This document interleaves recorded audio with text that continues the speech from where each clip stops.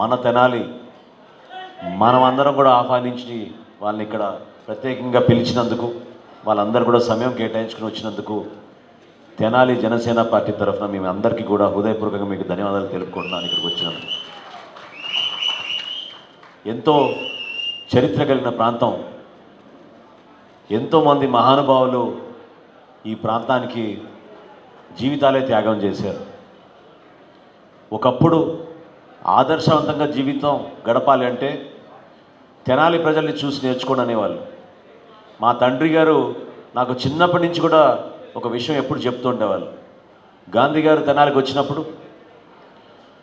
మా తాతగారు మా నాన్నగారిని ఇక్కడ తీసుకొచ్చి ఆ మీటింగు ఐతా నగర్లో ఆయన ఉన్న చిన్న ఇల్లు, ఏ విధంగా గాంధీ గారు వచ్చినప్పుడు మన ప్రజలు ఆదరించేవాళ్ళు, మహిళలు ప్రత్యేకంగా ఈ ప్రాంతంలో వాళ్ళందరూ ముందుకొచ్చి గాంధీ గారి సత్యాగ్రహానికి, స్వాతంత్రం కోసం ఆ రోజు వాళ్ళ మెడలో ఉన్న చైన్లు కానివ్వండి, వాళ్ళ బంగారు గాజులు కానీ తీసి మన దేశ స్వాతంత్రం కోసం నిలబడిన వీర మహిళలు ఆ రోజు నుంచి కూడా ఈ ప్రాంతంలో ఎంతోమంది అద్భుతంగా మన భవిష్యత్తు కోసం, మన జీవితాల కోసం ఎంతో ఆదర్శవంతంగా నిజాయితీగా బ్రతికిన ఈ ప్రాంతం. అటువంటి ప్రాంతంలో మనందరం కూడా ఎంతో కొంత ఇక్కడ అభివృద్ధి జరగాలి, మన ప్రజలకి మనం సేవలు అందించాలి, తద్వారా ఈ ప్రాంతాన్ని భవిష్యత్తు కోసం చక్కదిద్దే విధంగా మనం ఉపయోగపడాలనే ఒక పట్టుదలతో పనిచేస్తాం రాజకీయాల్లోకి వచ్చి. రాజకీయ జీవితం అంటే కేవలం ఏదో పదవుల కోసమే కాదు, ప్రతి ఒక్కరు ఆశించాలి, తప్పేం లేదు. ఎందుకంటే ఒక ఎంపీటీసీ అవ్వాలని, ఒక సర్పంచ్ అవ్వాలని, ఒక ఎమ్మెల్యే అవ్వాలని, రేపటి రోజున ఒక మంత్రి అవ్వాలని, ఒక ముఖ్యమంత్రి అవ్వాలని రాజకీయాల్లో ఆశించడం తప్పు లేదు. కానీ మీ ప్రయాణంలో ఎంతవరకు మీకు నిజాయితీ ఉంది, ఎంతవరకు మీరు నిజాయితీగా మీ ప్రాంత ప్రజలకి, ఈ ప్రాంతానికి కట్టుబడి మీరు ఉంటారనేది మీరు ప్రశ్నించుకోవాలి. చాలామంది కాంట్రాక్టర్లు, బిజినెస్లు చేసేవాళ్ళు రాజకీయాల్లోకి వచ్చారు. గత 2 దశాబ్దాల నుంచి మనం చూస్తూ ఉన్నాం, రాజకీయాల్లో చాలా మార్పు వచ్చింది. ఈ ప్రాంతంలో ఏ విధంగా మనం అభివృద్ధి చెందాల్సిందో మీరు ఒకసారి గుర్తు తెచ్చుకోండి. నేను మొన్న పల్నాడుకి, మాచర్లకి నన్ను ఆహ్వానిస్తే వెంకటేశ్వరరావు గారు, నేను మిర్యాలగూడ మీదకి వచ్చాను. నల్గొండ మిర్యాలగూడ రోడ్డు నేను స్పీకర్గా ఉన్నప్పుడు అప్పుడు అనేక కార్యక్రమాలు చేసేవాడిని అక్కడ. ఆ రోడ్డు పైన ఈరోజు ప్రయాణం చేస్తే చాలా బాధ కలిగించింది నాకు. ఏమైపోయింది మన రాష్ట్రానికి? ఇంత దుస్థితి ఎందుకు? ఎక్కడ అభివృద్ధి? మనం ఏం మాట్లాడుతున్నాం అది చూసి చెప్పండి మీరు. అక్కడ తాగడానికి మంచినీరు లేకపోతే ఫ్లోరైడ్ వలన ఎముకలు కోల్పోయి పాపం వాళ్ళు పాకులాడుకుంటుంటూ బతికే జీవితాలు ఆ జిల్లాలో, నల్గొండ జిల్లాలో. నేను స్పీకర్గా ఉన్నప్పుడు ఆ ప్రాంతాల్లో 2-3 సార్లు పర్యటించి 64 కోట్ల రూపాయలు శాంక్షన్ చేసి అక్కడున్న మండలాలన్నింటిలో కూడా రక్షిత మంచినీటి పథకం ప్రతి జెడ్పీ స్కూల్లో ఆ రోజు తీసుకొచ్చాం. ఈరోజు మీరు అదే రోడ్డు మీద మీరు వెళ్తే, నాగార్జున సాగర్ నుంచి మీరు మాచర్ల వచ్చే రోడ్డు మీద మీరు వెళ్తే అసలు ఊహించలేం. ఎక్కడ చూసినా ఫ్లాట్లు కనపడుతున్నాయి, 4 అంతస్తుల బిల్డింగ్లు కనపడుతున్నాయి. అభివృద్ధి అద్భుతంగా జరిగింది అక్కడ. నాయకత్వం లోపం వల్ల మనం ఇట్లా అయిపోయాం. తెనాలిలో ఆ రోజు మనం అందరం కూడా కలిసికట్టుగా ఒక మంచి ఆలోచనతోటి, ఒక విజన్ తోటి మనం ఏ ప్రాంతంతో కూడా మనం తక్కువ లేము. ఎందుకు మనం అందరం గుంటూరుకి వెళ్ళాలి, విజయవాడకి వెళ్ళాలి? గుంటూరులో, విజయవాడలో నివసిస్తున్న వాళ్ళు తెనాలికి రావాలి. ఆ విధంగా మారుస్తాం మనం మన ప్రాంతాన్ని, ఆ విధంగా అభివృద్ధి చేసి చూపిద్దాం. ఎందుకంటే మనకు అద్భుతమైన విద్యారంగం ఉంది మన తెనాలిలో. మంచి కుటుంబాలు పాపం వ్యవసాయం చేసుకుంటూ తరతరాల నుంచి ఈ ప్రాంతానికి వాళ్ళు ఏం చెప్పాలి మీకు, ఎంతో మంచి పేరు తెచ్చిన వ్యక్తులు చాలామంది ఉన్నారు మనకి గ్రామాల్లో చుట్టూ ఉన్న ప్రాంతాల్లో. కొలిపర మండలంలో మీ అందరికీ తెలుసు, పసుపు రైతులు ఏ విధంగా రాష్ట్ర వ్యాప్తంగా ఒక మంచి పేరు తెచ్చుకున్నారు. కొలిపర పసుపు అంటే ఒక నాణ్యమైన పసుపు అని.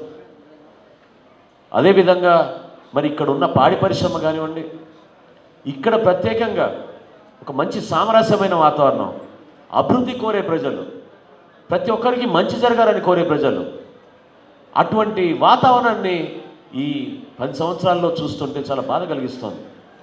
ఎందుకంటే అభివృద్ధి అనేది మనం శిలాఫలకాలకే పరిమితం కాకూడదు. పెద్దలందరూ ఇంతకుముందు చెప్పారు. ఎందుకంటే ఆ రోజున మనం ఆలోచించింది ఏంటి, ఈరోజు ఏమైపోయింది మన తెనాలికి? ఎక్కడైనా అప్పటి నుంచి ఇప్పటి వరకు ఒక్క కొత్త రోడ్ నిర్మాణం చేశారా చెప్పండి? 8 సంవత్సరాలు అయిపోయింది ఇప్పటికి. నిజంగా చెప్తున్నాను, అంత అద్భుతమైన మెజార్టీ ఇచ్చి గెలిపించారే ఇద్దరు శాసనసభ్యుల్ని. ఏమైంది మన ప్రాంతానికి అభివృద్ధి చెప్పండి. సమస్యలకి పరిష్కారం అంటే ఆ రోజు ఆ 8 సంవత్సరాలు 10 సంవత్సరాలు ప్రజల కోసం పూర్తి స్థాయిలో సమయం కేటాయించుకుని ఎప్పుడైనా సరే ఎక్కడ ఏ సమస్య అయినా సరే చిరునామా ఏంటంటే ఆ రోజున ఎమ్మెల్యే గారి ఇల్లు ఉండేది. ఆ 10 సంవత్సరాలు ఆ విధంగా పనిచేసాం. ప్రతిరోజు రాత్రి అర్ధరాత్రి అయినా సరే వందల మంది మహిళలు వచ్చి పాపం అంత్యోదయ కార్డులు కానివ్వండి, పెన్షన్లు కానివ్వండి, ఇళ్ల స్థలాల గురించి ఏ విధంగా పాపం వాళ్ళు మరి కోరుకునే వాళ్ళు వాళ్ళ సమస్యల గురించి ఏ విధంగా పరిష్కారం చేసామో మీకు తెలుసు. కొలిపర్ మండలంలో చాలామంది ఇక్కడ ఈరోజు కొలిపర్ నుంచి వచ్చారు. చాలా సంతోషం, అదృష్టంగా భావిస్తున్నాను. ఎందుకంటే కొలిపర్లో అభివృద్ధి ఏంటని నేను చేసి చూపించగలిగాను.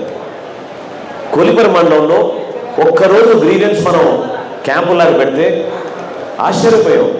వేల సంఖ్యలో గ్యాస్ కనెక్షన్ల కోసం, చిన్న చిన్న సమస్యలు, రెవెన్యూలోని సమస్యల కోసం, పోలీస్ స్టేషన్ల సమస్యల పైన ఎంతమంది ఆ రోజు వస్తే 21 రోజుల్లోనే ఆ సమస్యలన్నీ పరిష్కారం చేసి అధికార యంత్రాంగం ప్రతి ఇంటికి వెళ్ళి వాళ్ళతో కలిసి నిజాయితీగా ఇక్కడ ఎవరు ఏ వర్గం ఎవరికి ఓట్లు వేశారనే సమస్య ఇప్పుడు తలెత్తకుండా అందరికీ మంచి జరగాలనే ఉద్దేశంతో చేసిన కార్యక్రమాలు ఒకసారి మీరు తిరిగి చూడండి.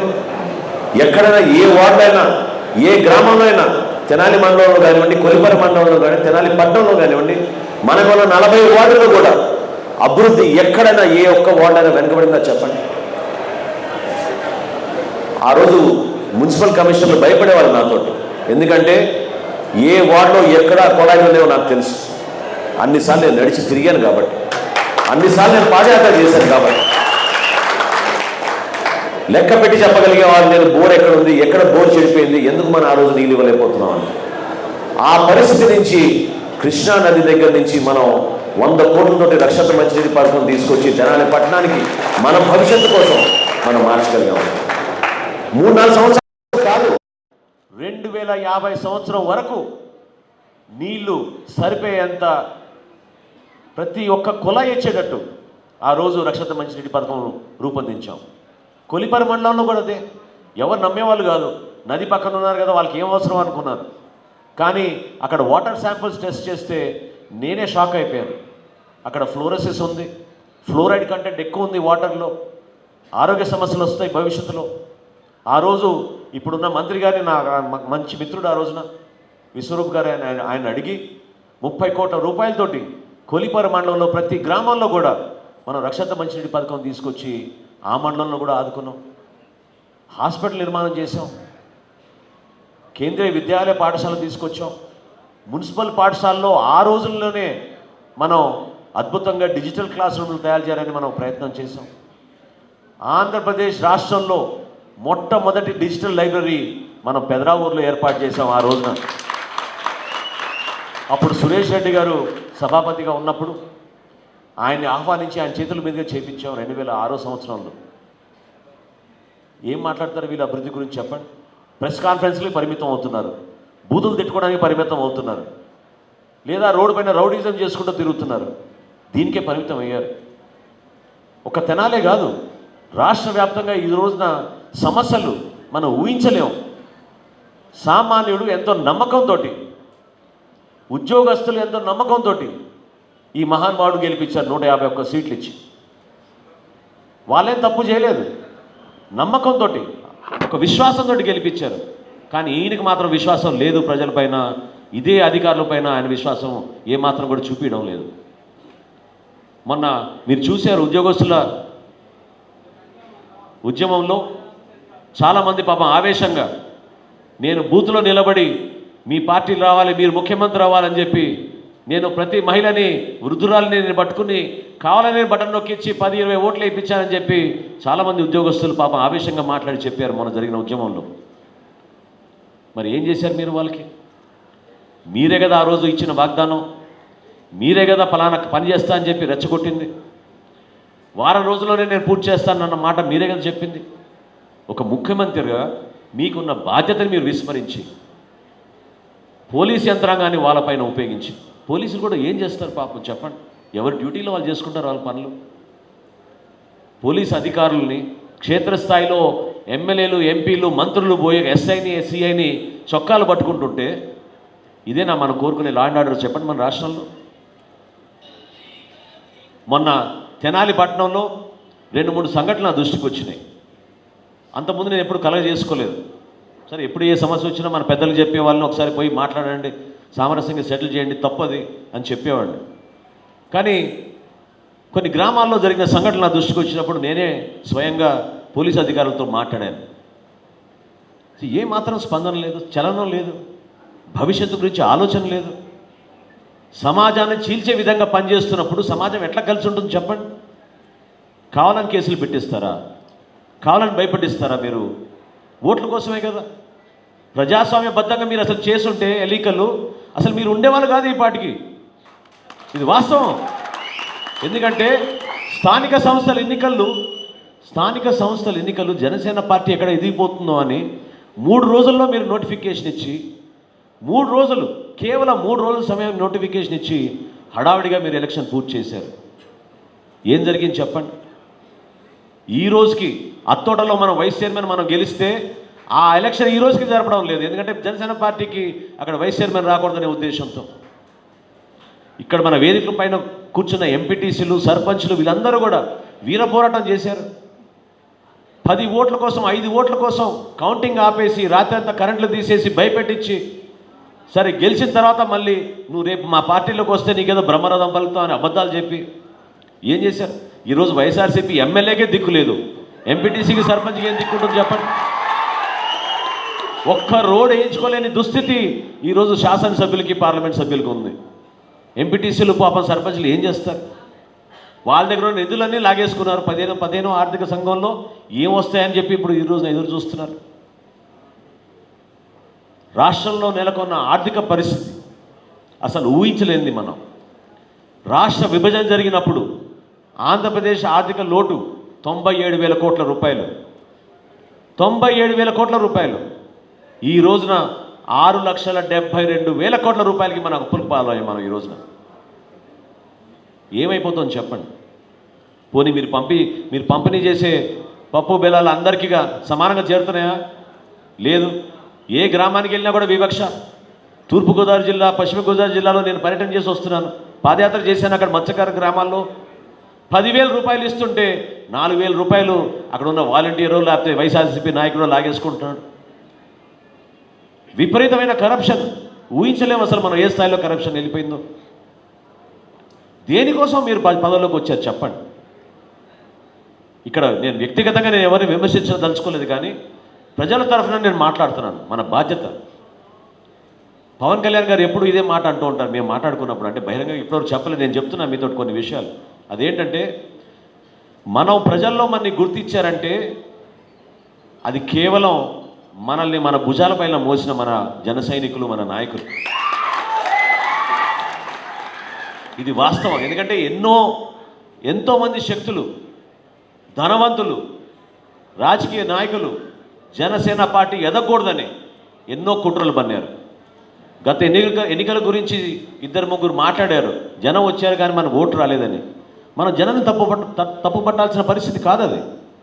ఎందుకంటే అటువంటి వాతావరణం వీళ్ళు సృష్టించారు. వీళ్ళు గ్రామాల్లో జనసేన పార్టీకి ఓటేస్తే వృధా అయిపోతుంది, మీకు ఉపయోగపడదని చెప్పి ఎంతోమంది మహిళల్ని, చాలామంది యువతని ప్రలోభాలకు గురి చేసి, మన నాయకుడి పైన దుష్ప్రచారం చేసి, మన పార్టీ పైన దుష్ప్రచారం చేసి చాలా సక్సెస్ఫుల్గా వాళ్ళు చేయగలిగారు. ఎందుకు చేయగలిగారంటే మనం వీక్గా ఉన్నాం. ఆ రోజున మనం బలంగా లేవు. ఈరోజు జనసేన పార్టీ బలంగా ఉంది. ఎవరెన్ని దుష్ప్రచారాలు చేసినా, ఎవరెన్ని కువ్యక్తులు కన్నా కూడా మనం నిజాయితీగా మన ప్రస్థానం చేస్తున్నాం కాబట్టి, ప్రజల్లో మనం విశ్వాసం నింపుతున్నాం కాబట్టి, ప్రజల పక్షాన పవన్ కళ్యాణ్ గారు ప్రతి సమస్య పైన ఆయన స్పందించి ముందు వస్తున్నారు కాబట్టి మన పార్టీ గురించి ప్రజల్లో ఆదరణ, ధైర్యం కలిగింది. మీరెవ్వరు కూడా ఆధారపడబాకండి. నేను మొన్న కూడా ఇదే మాట చెప్పాను. దయచేసి వైఎస్ఆర్సీపీ నాయకులను చూసో, అధికార యంత్రాంగాన్ని చూసో మీరు భయపడబాకండి. ఇది సహజం. అధికారులు అనేది పాపం అది నిరంతరంగా జరిగే ప్రక్రియ. ప్రభుత్వం అనేది వాళ్ళ పనులు చేసుకుంటూ పోతారు. అసలు ఎప్పుడైనా చూసామని చెప్పండి, ఒక మంత్రి ఒక ఎస్ఐ కాలర్ పట్టుకుంటారండి?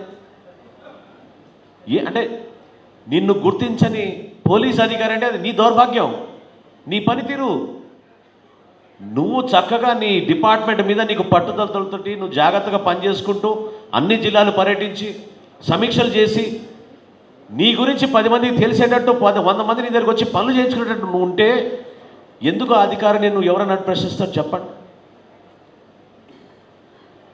ఒక ముఖ్యమంత్రికి ఈ రోజున రాష్ట్ర ప్రజల అవసరం ఎక్కడ పడిందా? కనీసం వాళ్ళ తండ్రి గారి దగ్గర నుంచి చూసుకుని నేర్చుకోవాలి ఆయన ఏ విధంగా ప్రతిరోజు ఒక అరగంట సేపు ఉదయం ఇంటికి ఎవరు వచ్చినా సరే వాళ్ళ దగ్గర నుంచి అర్జీ స్వీకరించి ఏదో ఒకటి 10,000 5,000 50,000 ప్రభుత్వం నుంచి అందించి వాళ్ళ కుటుంబాన్ని నిలబెట్టే వాళ్ళు ఆ రోజున మన కాంగ్రెస్ ప్రభుత్వం ఉన్నప్పుడు రాజశేఖర రెడ్డి గారు. ఈయన అసలు ఎవరికైనా కనపడ్డారా? 3 సంవత్సరాలు అయింది చెప్పండి. నేను మన ప్రకాశం జిల్లాలో ఒంగోలులో నేను ముఖ్యమంత్రి గారు వచ్చి వెళ్ళిన మరుసటి రోజు వెళ్ళాను నేను మీటింగ్కి. అక్కడున్న పాపం చిన్న చిన్న వ్యాపారస్తులు వచ్చి నాకు చెప్పుకున్నారు వాళ్ళ గోడు. అసలు ఆశ్చర్యం కలిగించింది నాకు. ముఖ్యమంత్రి గారి పర్యటనకి వస్తున్నాడంటే ఆ రోడ్డు మీద ఉన్న వ్యాపారాలన్నీ బంద్ చేయించి అక్కడ నేను తరలించేశారు దుకాణాలన్నీ కూడా. ఎందుకంత భయం? ఏం తప్పు చేశారని? ప్రజలు ఎందుకు ఇబ్బంది పెడుతున్నారు? ఎందుకు మీరు ధైర్యంగా ప్రజల్లోకి రాలేకపోతున్నారు? మంత్రులు ఈరోజు మాట్లాడలేకపోతున్నారు. మంత్రులకి ఏమాత్రం కూడా వాళ్ళకి అర్థం కావడం లేదు. ఎందుకంటే అక్కడ సకల శాఖల సలహాదారు ఉన్నాడు కాబట్టి అన్ని ప్రెస్ కాన్ఫరెన్స్లు ఆయనే మాట్లాడతారు కాబట్టి ముఖ్యమంత్రి గారి ప్రతినిధిగా ఆయన గొంతే అన్నిటికీ సమానం అన్నట్టుగా ముందు తీసుకెళ్లే విధంగా ప్రభుత్వాన్ని నడిపిస్తున్నారు. తెనాలి అభివృద్ధి కోసం నిజంగా మీకు నిజాయితీ ఉంటే చిత్తశుద్ధి ఉంటే గత 2 సంవత్సరాల నుంచి ఇక్కడ ఎన్ని ప్రెస్ కాన్ఫరెన్స్లు ఏర్పాటు చేశారో నాకు బాగా తెలుసు. జియో వచ్చేసిందన్నారు ప్రభుత్వం నుంచి. ఇప్పుడే హడావుడిగా మన ముఖ్యమంత్రి గారు అర్జెంటుగా ఆయనకి పాలాభిషేకం చేయాలి, మనం పాదాభివందనం ఆయనకి. ఎందుకంటే ఇక్కడి నుంచి మంగళగిరి వరకు మనకి రోడ్డు శాంక్షన్ అయిపోయింది, 4 లేన్ రహదారి అని చెప్పి 2.5 సంవత్సరాలు దాటిపోయింది. ఏమైందండి? ఉన్న రహదారిని మీరు పూర్తి చేయలేరు, తట్టెడు మట్టి వేయలేదు మీరు. కాంట్రాక్టర్లు అందరూ కూడా ఆత్మహత్యలు చేసుకుంటున్నారు. రాష్ట్రంలో ఈ రోజున ప్రభుత్వం ఒక టెండర్ పిలిస్తే 3 టెండర్లు అంటే టెండర్కి 3 సార్లు అవకాశాలు ఇస్తారు. ఆ 3 సార్లు కూడా పాల్గొనే దుస్థితి మన జిల్లాలో ఉంది. ఏం మాట్లాడతారు వీళ్ళు ప్రభుత్వం గురించి, పనితీరు గురించి చెప్పండి. మనం ఒక పట్టుదలతోటి ఈరోజు మనం తెనాల్లో మనం ఇంత ఆత్మీయంగా చాలా చక్కగా సమావేశం ఏర్పాటు చేసుకున్నాను. నేను వెంకటేశ్వరరావు గారు కూడా చెప్పాను. నేను ఒక వారం క్రితం యాక్చువల్గా నేను 3 రోజులు ఉందాం అనుకున్నాను తెనాల్లో. కానీ తూర్పుగోదావరి జిల్లా పశ్చిమ గోదావరి జిల్లాలో కొన్ని కార్యక్రమాలు ఎక్కువ అవడం వలన నేను రాలేకపోయాను. కానీ నాకు ఒక నమ్మకం ఉండింది. ఇప్పుడు పవన్ కళ్యాణ్ గారు మాట్లాడే ప్రతి మాట గురించి మనం దాన్ని ప్రాక్టికల్గా కూడా చూడాలి కదా, భవిష్యత్తు గురించి కూడా చూడాలి కదా. మనమే మన నాయకత్వాన్ని పెంచపోతే, మనమే మన యువతకి మన జన సైనికులకి అవకాశం కల్పించకపోతే ఎట్లా ఎదుగుతారు వాళ్ళు రేపటి రోజున చెప్పండి. పార్టీలో పదవులు అనేది అందరికీ సమానం. మేము అందరం కూడా ఒక టీమ్గా భావించుకుంటాం. ఇక్కడ పెద్ద చిన్న అని కాదు, అందరం సమానంగానే భావించుకుంటాం. అందరూ ఒక బాధ్యత తీసుకుంటాం. స్టేజ్ మీద కూర్చున్నామంటే దేనికోసం అంటే మీలో ఉన్న ఒక వ్యక్తిగానే మమ్మల్ని గుర్తించారు. అక్కడి నుంచి మేము ఇక్కడికి వచ్చి మిమ్మల్ని ప్రభావితం చేసేటట్టు, మీకు పార్టీ పరంగా మీకు ఉపయోగపడేటట్టు, పార్టీలో మనకు చేసిన కార్యక్రమాల గురించి మనం మాట్లాడుకునేటట్టు, దీనికోసమే మనం పనిచేసే జనసేన పార్టీలో. ఎందుకంటే ఇంత నిజాయితీగా గల నాయకత్వం ఏ పార్టీలో కూడా లేదని చెప్తున్నా మీకు ఈ రోజున. ఒక మాట ఇవ్వడానికి 10 సార్లు ఆలోచిస్తారు పవన్ కళ్యాణ్ గారు.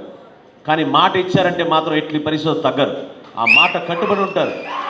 అదేవిధంగా మన జన సైనికుల కోసం ఈ సభ్యత నమోదు కార్యక్రమం ఏర్పాటు చేసినప్పుడు కొంచెం ఆర్థికంగా కొన్ని సమస్యలు ఉన్నా కూడా మీ అందరికీ తెలుసు ఏ విధంగా కుట్రపూరితంగా ప్రభుత్వం కేవలం ఆయన ఆర్థిక మూలాలు దెబ్బకొట్టడానికి కోసమే ఒక కోణంలో ఆలోచిస్తుంది ఈ రోజున. ఆయన ఏమన్నా తగ్గారా చెప్పండి? దేనికి తగ్గలేదు. పవన్ కళ్యాణ్ గారు ఒక నిర్ణయానికి వస్తే అది ఎవరైనా సరే మనం ఎవరి దగ్గరికి వెళ్ళి బతిలాడుకోవాల్సిన అవసరం లేదు. మన కుటుంబం మనకుంది, జన సైనికులు ఉన్నారు, వీర మహిళలు ఉన్నారు. నిలబడదాం, మనం పోరాడదాం సమస్య పైన, ప్రజల్లోకి వెళ్దాం. దానికోసం మనం కట్టుబడి ఉందాం తప్ప ఆర్థిక ప్రలోభాల కోసం లొంగే మనిషి కానే కాదు పవన్ కళ్యాణ్ గారు అని మీకు చెప్తున్నాను. అదేవిధంగా క్రియాశీలక సభ్యత్వం జరిగేటప్పుడు ఆ రోజు ఇన్సూరెన్స్ కంపెనీలు చాలామంది వెనకాడారు. ఎందుకంటే ఎక్కువగా మనకి యువత ఉన్నారు, యాక్సిడెంట్లు జరుగుతాయి, ప్రాణాలు పోతే అంత భారీ స్థాయిలో మనం చెల్లించలేమనే భావన వాళ్ళు కల్పించినప్పుడు ఎట్టి పరిస్థితుల్లో సాధించాలనే ఉద్దేశంతో ఆ రోజున 5 లక్షల రూపాయలు లైఫ్ ఇన్సూరెన్స్, యాక్సిడెంట్ ఇన్సూరెన్స్, హాస్పిటల్లో ఏమైనా చేరితే యాక్సిడెంట్లో 50,000 రూపాయల వరకు మనం ఈ క్రియాశీలక సభ్యత్వంలో చేపట్టాం. మీరు చూశారు, ఈరోజు ప్రతి కుటుంబానికి పాపం బాధకరమైన పరిస్థితుల్లో ఒక కుటుంబ సభ్యుడిని కోల్పోయినప్పుడు జిల్లా నాయకత్వం అంతా మేము కలిసి వెళ్ళి వాళ్ళ ఇంటికి వెళ్ళి ఒక భరోసా నింపి, మేము ఉన్నాం మీతోటి, పవన్ కళ్యాణ్ గారు పంపించారు ఈ చెక్ మీకోసం 5 లక్షల రూపాయలు, జాగ్రత్తగా ఉపయోగించుకోండి, మేము నిలబడతాం, మీకు ఎప్పుడు ఏ సమస్య వచ్చినా సరే మీరు మాకు ఫోన్ చేయండి, అందుబాటులో ఉంటాం, మీ కుటుంబానికి భరోసా ఇస్తున్నాం అని చెప్పి మనం వస్తున్నాం. మరి ఈ రాష్ట్ర ముఖ్యమంత్రి అంత భారీ మెజారిటీ పెట్టుకుని, అంతమంది ఎమ్మెల్యేలు ఎంపీలు పెట్టుకుని ఎందుకు మన ప్రజలకు ఆ భరోసా నింపలేకపోతున్నారు చెప్పండి? ఆ ధైర్యం ఎందుకు నింపలేకపోతున్నారు? ఇందాక కారులో మేము మాట్లాడుకుంటున్నాం, కొన్ని లెక్కలు వింటుంటే ఆశ్చర్యం కలిగిస్తుంది. ఇసుక దోపిడీ మనకి ఇక్కడ కొలిపర్లోనే ఉంది. మీ అందరికీ తెలుసు ఏ విధంగా అక్కడ రేవుల్ని భయంకరంగా ఉపయోగించి ఎన్ని టన్నులు, వేల టన్నులు ఇసుక ఇక్కడి నుంచి తల్లి వెళ్ళిపోయి చెప్పాను. మన సామాన్యుడికి ఎక్కడైనా మన ప్రాంతాల్లో మనకి ఇసుక అందుబాటులో ఉందా చెప్పండి? ప్రతిసారి టోల్ ఫ్రీ నంబర్ పెడతారు. ఎవడు కావాలి టోల్ ఫ్రీ నంబర్? ఎన్నిసార్లు మీరు టోల్ ఫ్రీ నంబర్ చేస్తే మీకు ఇసుక వచ్చింది చెప్పండి? కొరత కావాలని సృష్టించారు వీళ్ళు, కావాలని కొరత సృష్టించి ఆ కొరత ద్వారా వీళ్ళు భయంకరంగా డబ్బు సంపాదిస్తున్నారు. నాకు మొన్న ఒక ఆశ్చర్యకరమైన సంఘటన జరిగింది. నేను హైదరాబాద్లో నేనే కారు తోలుకుంటూ పార్కింగ్ చేసుకుని బయటకు వచ్చినప్పుడు ఒక యువకుడు వచ్చాడు. మాది నెల్లూరు అండి, నేను కూడా జనసేన అని చెప్పాడు. సంతోషం, మరి ఇక్కడ ఏం చేస్తున్నావు అని అడిగా. అంటే చిన్న ఉద్యోగం చేసుకుంటున్నా అండి, నాకు పెళ్ళయింది, అక్కడ పోషించడం కష్టం, అందుకే నేను హైదరాబాద్కి వచ్చాను అని ఒక మాట చెప్పాలా సార్ మీతో అన్నాడు. ఏం చెప్పమ్మా అని అంటే, ఆయన ఎవడు సార్ మాకు చెప్పడానికి, మేము ఏం మందు తాగాలో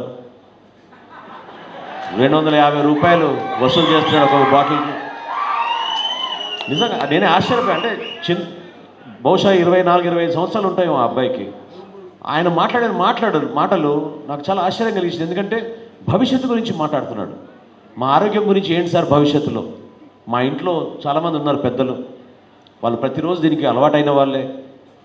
మేము కంపల్సరీగా కావాలంటే అతను అమ్మే బ్రాండ్లే మేము ఎందుకు తాగాలి సార్ మేమని అడిగాడు. ఇందాక కారులో మేము కొన్ని చెప్తే బాగుండదు లెక్కలు ఎంత అనేది. ప్రతిరోజు ఇంత భయంకరంగా ఒక ముఖ్యమంత్రి సంపాదిస్తున్నాడంటే ఈ వ్యాపారం పైన చాలా ఆశ్చర్యం కలిగిస్తుంది. ఏమైపోతుంది మన ప్రజానికం? అర్థం చేసుకోండి మీరు అందరూ కూడా. ఎందుకంటే ఇది సమయం వచ్చింది, 3 సంవత్సరాలు అయిపోయింది ఈ పరిపాలన. కొంతమందికే న్యాయం చేశారు, ఒక వర్గానికే న్యాయం చేశారు. ఎవరైతే మన మనుషులు కాదనుకున్నారో వాళ్ళని పక్కన పెట్టారు. ఇది ప్రజాస్వామ్యంలో విరుద్ధం. ఏ ప్రభుత్వం అయినా సరే, ఏ ముఖ్యమంత్రి అయినా సరే రాష్ట్ర ప్రజానికాని కోసం పనిచేయాలి.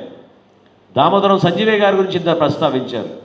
నేనే ఆశ్చర్యపోయాను. పవన్ కళ్యాణ్ గారు ఆ రోజు ₹1 కోటి పార్టీ నుంచి ఆయన సొంతంగా ఆయన అనౌన్స్ చేసినప్పుడు, ఆయన శత జయంతి ఉత్సవాలు జరుగుతున్నాయి, కర్నూలుకి వెళ్దామని మేమందరం వెళ్ళాం. కర్నూలుకి ఎంత అన్యాయం అండి పాపం. ఆయన ఆ రోజుల్లో ముఖ్యమంత్రిగా చేసి ఎంత సామాన్యుడిగా ఆయన బతికాడు. ఒక్క రూమ్ అయింది, అది కూడా షెడ్, రేకుల షెడ్లో నివసించి అక్కడే ఆయన పాపం గడిపారు ఆయన సమయాన్ని. ముఖ్యమంత్రి అయిన తర్వాత కూడా అంత నిజాయితీగా పనిచేసిన మహనీయుల వలన మనం ఆంధ్రప్రదేశ్లో గర్వంగా మనం ఈరోజు ఈ విధంగా మనం ముందుకు సాగుతున్నాం. అది మీరు గుర్తుపెట్టుకోండి. ఇక్కడ కులాల ప్రస్తావన ఎందుకు వస్తుందని చెప్పండి? ఏం అవసరం మీరు కులాల గురించి ప్రస్తావించాల్సిన అవసరం? ఎందుకు కావాలని కొంతమందిని వీళ్ళు మనకు ఓట్లు వేయరని చెప్పి మీరు పక్కన పెడితే ఎట్లా ఉపయోగపడుతుంది చెప్పండి? మీ ఎంతోమంది అనేక ప్రాంతాల నుంచి కలిసి వచ్చి ఒక నాయకత్వాన్ని నమ్మి మీ ద్వారా భవిష్యత్తు మన బిడ్డలకి బాగుంటుంది అనుకుంటే వాళ్ళు ఓటేశారు తప్ప మిమ్మల్ని మీరు ఏ కులం అని చేసి ఓటేశారో చెప్పండి? అందరూ కూడా ఆ రోజున రాష్ట్రంలో నెలకొన్న పరిస్థితిలో ఈయనేమో పాదయాత్ర చేసుకుంటూ అందరికీ ముద్దులు పెట్టుకుంటూ ఒక్క ఛాన్స్ అంటే నిజంగానే ఒక ఛాన్స్ ఇద్దామని నమ్మారు. కానీ ఈ రోజున ఎక్కడ కూడా ఏ కార్యక్రమాలు జరగడం లేదు. ఏ గ్రామాల్లో మీరు వెళ్ళినా కూడా అక్కడ దుస్థితి ఉంది, అభివృద్ధి కార్యక్రమాలు లేవు. ఎక్కడికక్కడ కాలువలు ఆగిపోయి ఉన్నాయి. రైతాంగం, నేను మొన్న అత్తోట గ్రామాల్లోనూ మన బురిపాలెంలోనూ కొన్ని గ్రామాల్లో పర్యటించాను నేను. రైతు భరోసా కేంద్రాలు అనేది కేవలం దళారులకు సంస్థగా మారిపోయింది. విత్తనాల దగ్గర నుంచి కొనుగోలు వరకు రైతు సోదరుడు ఎక్కడ వెళ్ళవసరం లేదు, రైతు భరోసా కేంద్రానికి వస్తే సరిపోతుందన్నారు. ఎవరి కోసం రాయిస్తున్నారు మీరు చెప్పండి. నిజంగా ఆయన అన్నట్టు ఇప్పుడే అది యూరియా బ్లాక్ మార్కెట్ సంస్థగా మారింది. మొన్న దుగ్గిరాల్లో మన రైతాంగం రోడ్డు పైన వచ్చి ధర్నా చేశారు. అదే రోజు నేను ప్రెస్ కాన్ఫరెన్స్ మేము అందరం పెట్టాం. ఆ రోజున నేను ప్రశ్నించాను, ప్రభుత్వం ఏమో అద్భుతంగా ఉంది, మా దగ్గర నిల్వలు ఉన్నాయి, యూరియా చాలా సక్రమంగా అమ్ముతున్నాం అని చెప్తుంటే, మరి అంత అద్భుతంగా ఉంటే ఎందుకు రైతు వచ్చి రోడ్డు పైన ధర్నా చేస్తాడు చెప్పండి. ఎవరిని మోసగిస్తున్నారు? మహిళల్ని బెదిరించి వన్ టైం సెటిల్మెంట్ కింద డబ్బులు కట్టపోతే, మీరు డ్వాక్రా నిధులు మీరు పోగు చేసుకుని కష్టపడి ప్రతి నెల మీరు జమ చేసుకున్న డబ్బుల్లోంచి మేము లాగేసుకుంటామని బెదిరిస్తుంటే ఏమైపోతారు చెప్పండి. చెత్త ప్రభుత్వం అనే నినాదం ఎందుకు వచ్చింది ఈ రోజున? ఎందుకంటే చెత్త పన్ను మీరు 60 రూపాయలు 90 రూపాయలు ప్రతి ఇంటి దగ్గర నుంచి వసూలు చేస్తుంటే చెత్త ప్రభుత్వం అనే పరిస్థితి ఎందుకు తెచ్చుకున్నారు? ఈ గతంలో జరగలేదా ఈ కార్యక్రమాలు? తెనాలి పట్టణంలో మీకు గుర్తు చేస్తున్నా, ఈ రోజున భారతదేశంలో మొట్టమొదటి పట్టణం మంది ఆ రోజున తడి చెత్త పొడి చెత్త కార్యక్రమం చేసింది. ఇంటింటికి తిరిగి 41,000 మంది హౌస్ హోల్డ్స్కి ఆ రోజున గృహాలకి 2 బకెట్లు ఇచ్చాం మనం ఉచితంగా. మన మున్సిపాలిటీ నుంచి 2 బకెట్లు ఇచ్చాం ఉచితంగా. ఎవరి దగ్గర కూడా రూపాయి తీసుకోలేదు ఆ రోజున. తడి చెత్త పొడి చెత్త కార్యక్రమం ఆ రోజు తెనాల్లో అంత అద్భుతంగా భారతదేశంలోనే మనం ఎన్నో అవార్డులు తెచ్చుకున్నాం ఆ రోజున. ఎంతోమంది గుర్తించారు ఆ రోజు ఎంత చక్కటి కార్యక్రమం జరుగుతుంది తెనాల్లో అని. ఆ మాత్రం మీకు జ్ఞానం లేదా? ఉన్న కార్యక్రమాన్ని మీరు సజావుగా జరిపించుకోవచ్చు కదా. మీకు గతంలో కన్నా నిధులు ఇప్పుడు ఎక్కువగా ఉన్నాయి కదా. ఉమ్మడి రాష్ట్రంలో 1,30,000 కోట్ల రూపాయల బడ్జెట్ ఉండేది. ఇప్పుడు తెలంగాణకి 2 లక్షల కోట్ల బడ్జెట్, ఆంధ్రప్రదేశ్కి 2 లక్షల కోట్ల బడ్జెట్. మరి ఎందుకు మీరు సామాన్యుడిని ఇబ్బంది పెడుతున్నారు? ఎందుకు సామాన్యుడి పైన ఈ విధంగా ట్యాక్స్లు వేస్తున్నారు? ఊహించని విధంగా ఎలక్ట్రిసిటీ బిల్లు నెక్స్ట్ మంత్ నుంచి, అంటే మార్చి నుంచి చూడండి మీరు ఏ విధంగా పెరిగిపోతున్నాయో. ఏ విధంగా మీకు తెలియకుండా గతంలో చేసే ట్రూ అప్ ఛార్జీలు దాన్ని మళ్ళీ ఇంకోసారి తీసుకొచ్చి వేరే విధానంలో డబ్బులు వసూలు చేసే కార్యక్రమం మొదలుపెట్టారు. ఇప్పుడు వీటన్నిటికీ ప్రజలు ఆలోచిస్తున్నారు. పార్టీ పరంగా మనం చేయాల్సింది ఏంటి? మనకి మంచి నాయకత్వం ఉంది, సమిష్టిగా పనిచేసే మనస్తత్వం ఉంది.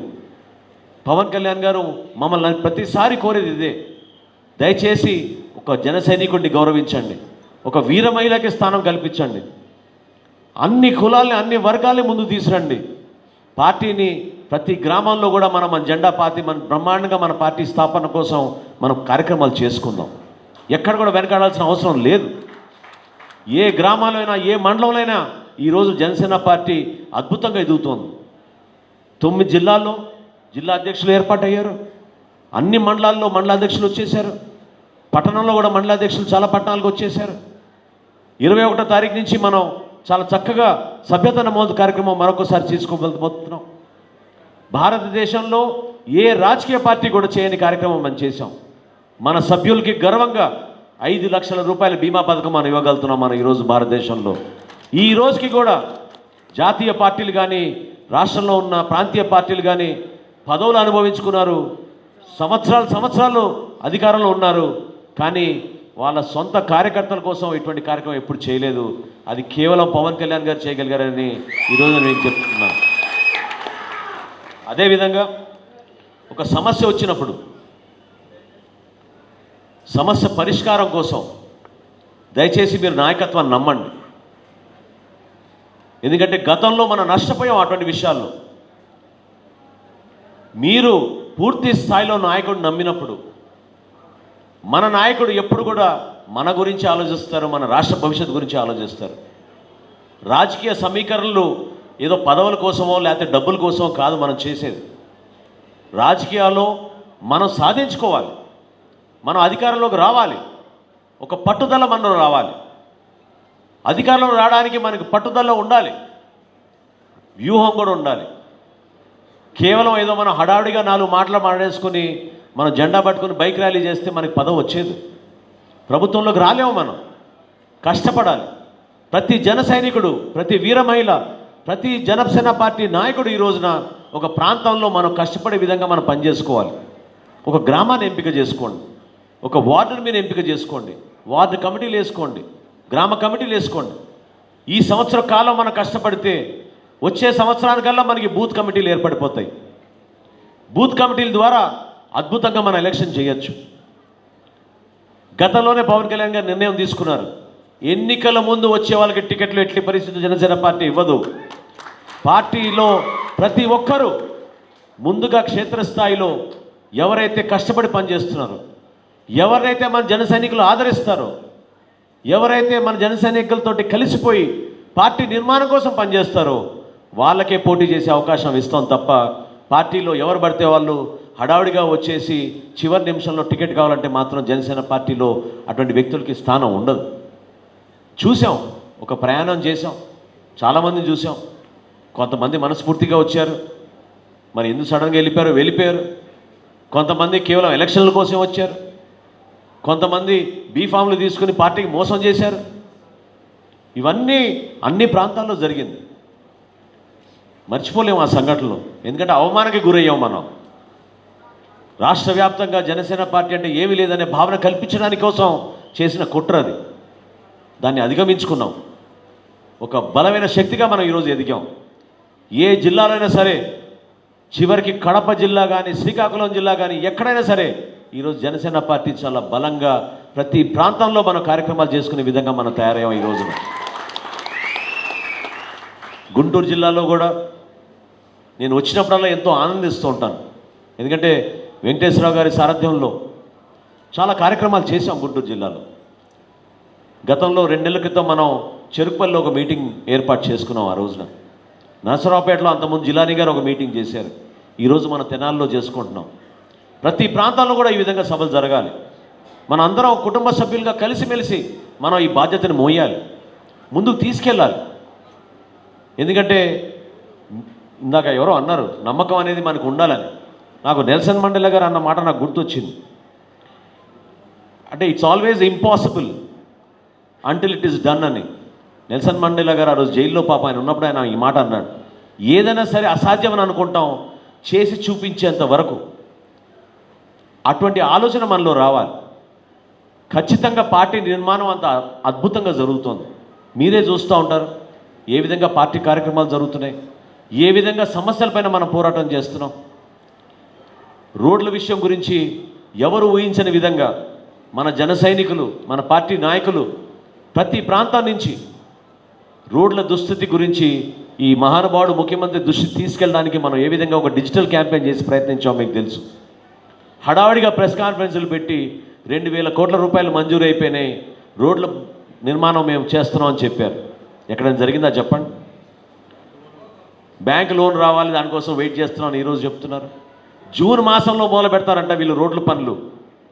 ఇంత అసది అసలు నాకు అర్థం కావడం లేదు. జూన్ మాసంలో మనకి వర్షాలు కురుస్తాయి, జూన్ మాసంలో వీళ్ళు పనులు మొదలు పెడతారంట, రోడ్ల నిర్మాణం పనులు. ఏం చెప్తాం ఈ ఆలోచనలు? ఇటువంటి పరిపాలన దక్షత లేని వ్యక్తి ఈరోజు మన ముఖ్యమంత్రి స్థానంలో కూర్చున్నారు. అసమర్థత, సహనం లేదు, 10 మంది దగ్గర కలిసి సమస్యల పరిష్కారం కోసం పనిచేసే వ్యక్తి కాదు. కేవలం రాజకీయంగా ఇతర పార్టీల్లో ఉన్న నాయకుల్ని, ఇతర పార్టీల్ని దెబ్బ కొట్టడానికే ప్రణాళిక వేసుకుంటున్నారు తప్ప రాష్ట్రాన్ని ఏ విధంగా అభివృద్ధి చేయాలనే ఆలోచన లేదు. మొన్న పత్రికల్లో చూశాను, చాలా ఆశ్చర్యం కలిగించింది. బహుశా భారతదేశ చరిత్రలో కేంద్ర ప్రభుత్వం మొట్టమొదటిసారి ఒక రాష్ట్ర ప్రభుత్వానికి మీరు అప్పులు ఇచ్చేటప్పుడు జాగ్రత్త సుమా అని బ్యాంకులకి ఉత్తరం రాసిందంటే ఇంతకన్నా పరువు తీసే పరిస్థితి ఎప్పుడైనా ఉందా చెప్పండి మన రాష్ట్రంలో? ఎంత నిధులు తీసుకొచ్చారు వీళ్ళు, ఎన్ని అప్పులు చేశారు ఈ 2 సంవత్సరాల్లో, అయినా కానీ సరిపోవడం లేదు. అదనంగా అప్పుల కోసం వాళ్ళు బ్యాంకుల దగ్గరికి వెళ్తున్నారని తెలిసి కేంద్ర ప్రభుత్వం అధికారికంగా బ్యాంకులన్నిటి కూడా లెటర్ రాసి, దయచేసి ఆంధ్రప్రదేశ్ విషయానికి మీరు రుణాలు ఇస్తుంటే మాత్రం 10 సార్లు ఆలోచించుకొని ఆచితూచి మీరు అడుగులు వేయాలని చెప్పి ఒక వార్నింగ్ లాగా వాళ్ళు ఇచ్చారంటే ఎటువంటి ఆర్థిక పరిస్థితి ఉందో మీరు అర్థం చేసుకోండి. అంధకారంలోకి నెట్టుతున్నారు. 3 గంటల పవర్ కట్ ఈరోజు గ్రామాల్లో. ఏమనంటే లోడ్ షెడ్డింగ్ అంటున్నారు టెక్నికల్ పదం వాడి. తూర్పుగోదావరి జిల్లాలో నేను పర్యటించినప్పుడు 6 నుంచి అంధకారం. ఆశ్చర్యపోయా నేనే. గ్రామస్తులందరూ చెప్పారు ఆ రోజున 3 గంటల సమయం ప్రతిరోజు పవర్ కట్ కోసం పోతోందని. వాళ్ళ అడ్వైజర్ గారే ఒప్పుకున్నారు, భవిష్యత్తులో మీరందరూ ప్రిపేర్ అవ్వండి, చాలా పవర్ కట్స్ ఉంటాయని. ఇంకా వేసవికాలం ఇంకా మొదలు కాలేదు. ఏ విధంగా ఇంకా రాబోయే రోజుల్లో ఎన్ని గంటలు తీసేస్తారో మీరే అర్థం చేసుకోండి. కాబట్టి నేను మిమ్మల్ని అందరినీ కోరేది, ఇది ఎంతో చక్కగా మన సొంత కుటుంబం, మనందరం ఆత్మీయంగా తెనాల్లో మీరు నాకు ఇచ్చిన గౌరవం, మర్యాద, మనం కలిసి పనిచేసుకున్న కార్యక్రమాలు నిజంగా ఒక పండగ వాతావరణం లాగా ఉండేది ఆ రోజుల్లో. ఎక్కడ చేసినా అందరినీ కలిసికట్టుగా మనం చేసుకునే వాళ్ళం. అధికారులు ఎంత అద్భుతంగా పనిచేసేవాళ్ళు ఆ రోజు చెప్పండి.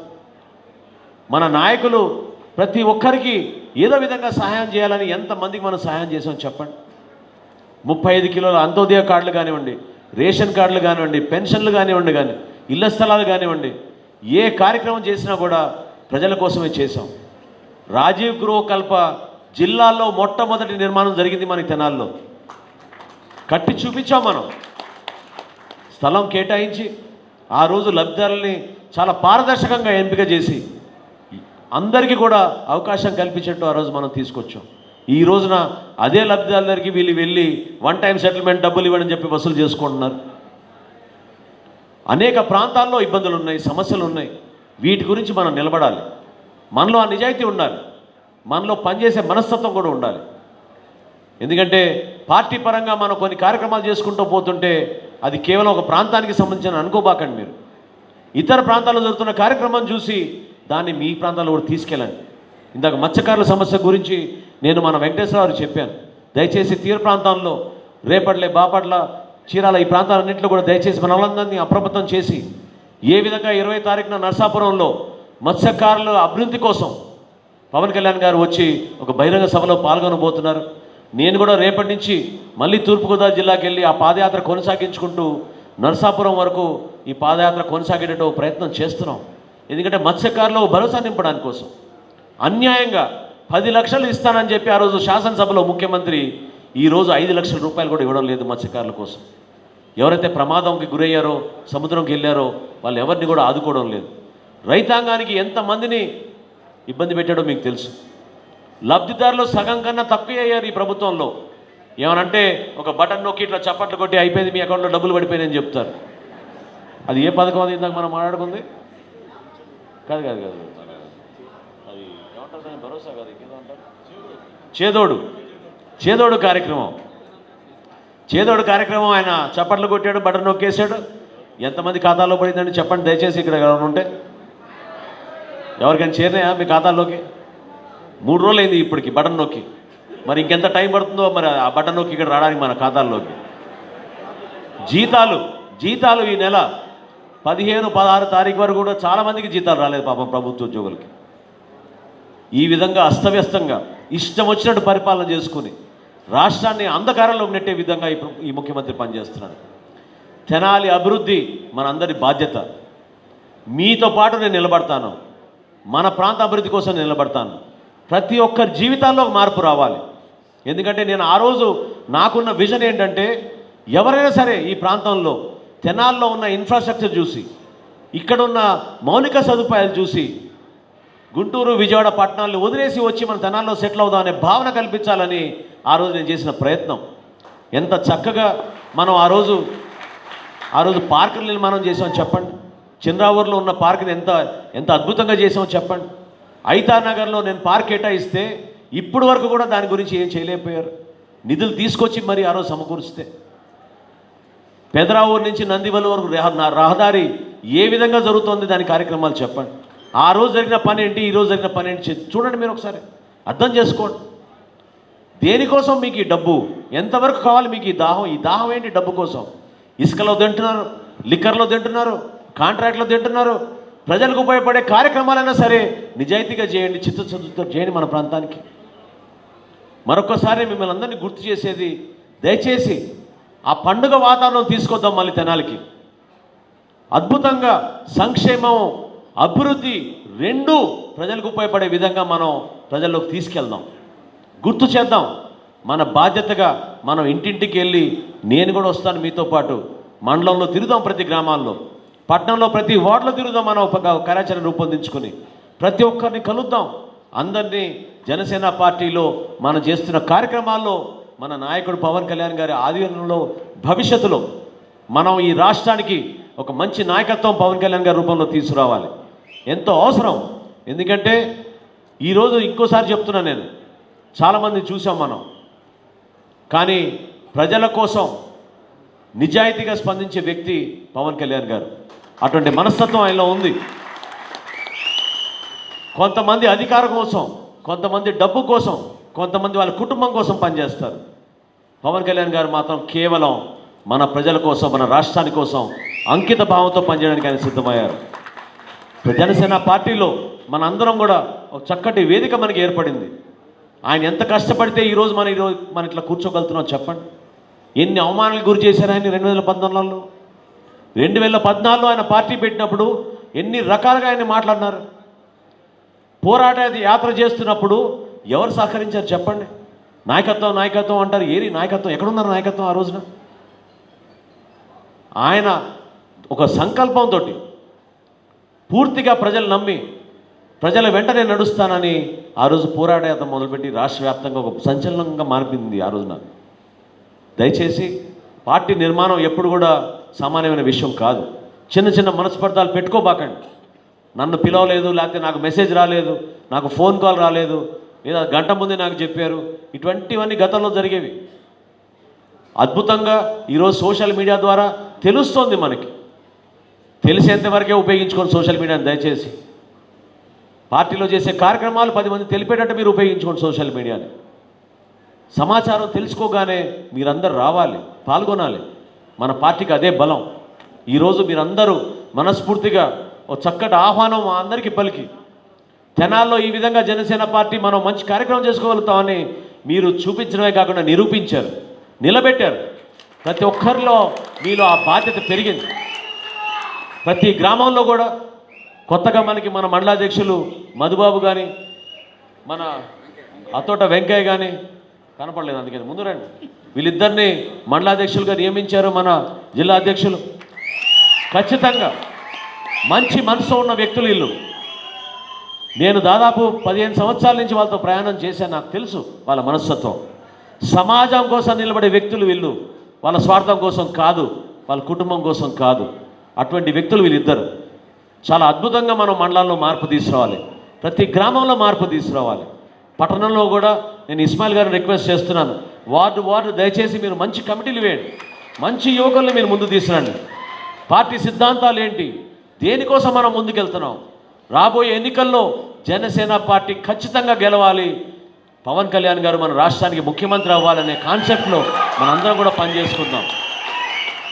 ఇప్పటికే బాగా ఆలస్యం అయిపోయింది, కానీ ఇంత చక్కగా ఏర్పాటు చేసిన ప్రతి ఒక్క మిత్రుడికి, జన సైనికుడికి మనస్ఫూర్తిగా పవన్ కళ్యాణ్ గారి తరఫున, జనసేన పార్టీ తరఫున మీకు అభినందనలు తెలుపుతున్నాను. ఎందుకంటే నేను కూడా మరొకసారి చెప్తున్నాను ఈ విషయం. వెంకటేశ్వరరావు గారు చెప్పా ఇందాక, నేను కూడా ఇది ఒక ఎక్స్పెరిమెంట్గా చేశాను. మీరు ఎవ్వరు కలువ చేసుకోపాకండి. ఆ టీంకి వదిలేద్దాం, ఆ యువతకు వదిలేద్దాం, చూద్దాం వాళ్ళు ఏ విధంగా ఆర్గనైజ్ చేస్తారు ఒక ప్రోగ్రామ్. ఆ నమ్మకం కలగాలి మనకు కూడా, వాళ్ళు కూడా అటువంటి వేదిక ఇవ్వాలి. ఒక మంచి భవిష్యత్తు ఉంటేనే మనందరం కూడా మంచి నాయకత్వాన్ని మనం రూపొందించగలుగుతాం. నిజాయితీగా పనిచేద్దాం, పార్టీని మనం ఇంకా ముందు తీసుకెళ్దాం. రాజకీయంగా ఖచ్చితంగా మనమే రాబోతున్నాం అధికారంలోకి. రాసి పెట్టుకోండి మీరు వచ్చే ఎన్నికల్లో మీకు చెప్తున్నాను. జనసేన పార్టీ రాష్ట్ర ప్రజలకు ఉపయోగపడే విధంగా, పవన్ కళ్యాణ్ గారు ఒక మంచి నాయకుడుగా ఈ రాష్ట్రానికి మంచి రోజులు వచ్చే విధంగా మనందరం కూడా కష్టపడి పనిచేద్దాం. మరొకసారి మనస్ఫూర్తిగా మీ ధన్యవాదాలు తెలుపుకుంటూ సెలవు తీసుకుంటున్నాను. జై జనసేన, జై జనసేన, జై హింద్.